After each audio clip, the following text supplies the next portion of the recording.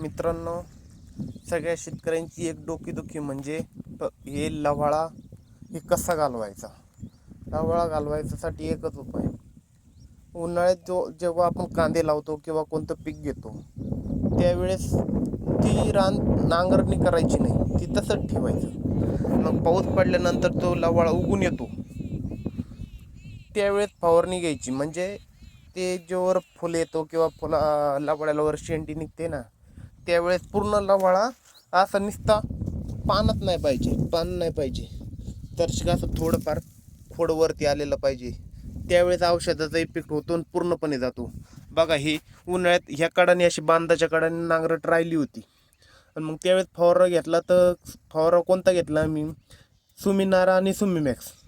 सुमिनारा घेतलं 200 ml आणि सुमीमॅक्स घेतलं 5 ml. त्यावेळेस ही पूर्ण एकाच पहिल्या स्प्रेमध्ये पूर्णपणे हे केलं आहे. आणि ही इकडं नांगरणी झाली होती, ही इकडं 2 स्प्रे होऊन सुद्धा हे परत फुटून येतोय.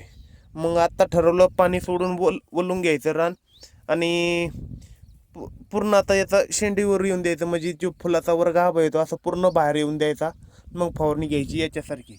म्हणजे तेव्हा याची पूर्णपणे नायनाट होईल.